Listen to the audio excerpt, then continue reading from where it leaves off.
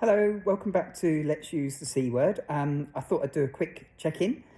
So today is Thursday, so it's pretty much 2 weeks after my main surgery. Good news is yesterday I had my staples out. So the wound kind of where they actually took the esophagus out has been held together with, they're metal staples. I'll use the picture actually as the part of my, for this particular vlog, so you can have a look at them if you so wish. Actually, I have to say, I was quite apprehensive about having those out. I've never had any kind of surgery before, so this is kind of brand new to me, so I had no idea. And I just got it in my mind that it was going to be really rather uncomfortable and quite painful. But actually, in reality, the lady that did it was fabulous, and there was virtually no pain when they came out. And it's a little bit sensitive now, but overall, I think considering what's been done and how recently, it's actually not bad at all. So that's the kind of good news. We've had a real up and down around that.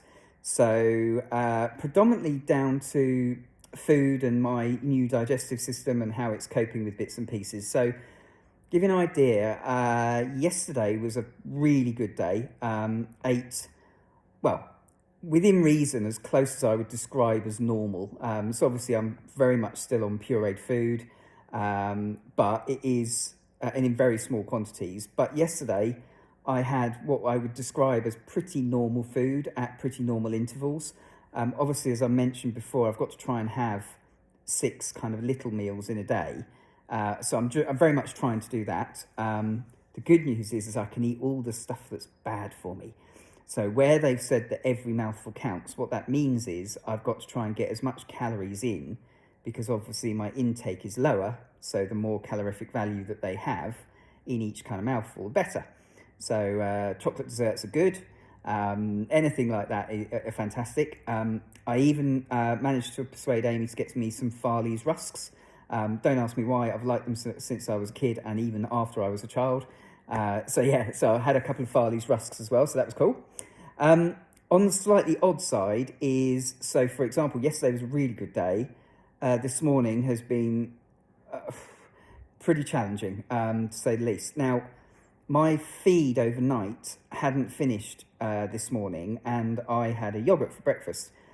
Didn't really think anything of it, and just had a yogurt and some orange juice to take all the various tablets that I need to take.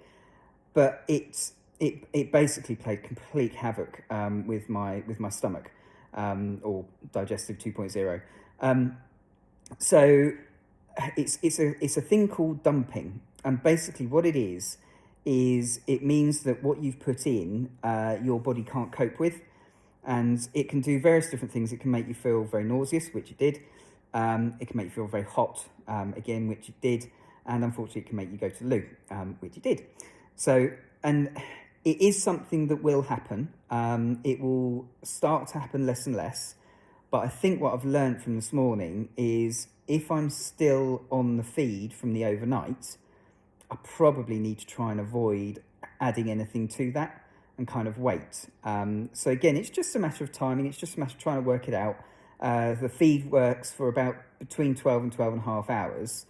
So then you almost have to work things backwards, because you kind of go, right, well, what time do I want to be up? What time do I want to eat? And therefore, I'm going to switch the feed on in the evening before, at a time that allows all of that to happen. And of course, that means that you've then got to plan your meal or snack, last meal or snack, before you then put the feed on. So yeah, it's all new. We're learning, we're getting there. What was the other thing that I was going to... Oh, yeah, so a really good thing. So one of the things I can have at the moment in this kind of puree phase is crisps that melt in the mouth. So quavers, skips, that kind of thing. So I managed to have some Monster Munch, because of course they do melt in the mouth. So that's a winner. So yeah, doing well. The other side of things is the activity. So yesterday and today I went for quite a decent walk over at the park.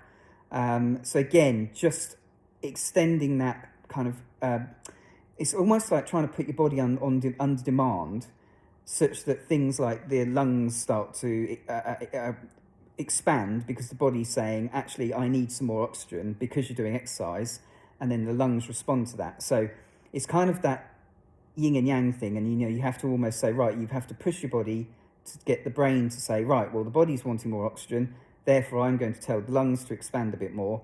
The lungs expand a bit more, which obviously improves the whole situation. So it's kind of this circle of things that you need to do. So all going well. We're going ups and downs, but that's to be expected. But so far, all going well. So I'll keep you in the loop as to how we're progressing. And look forward to catching up very soon.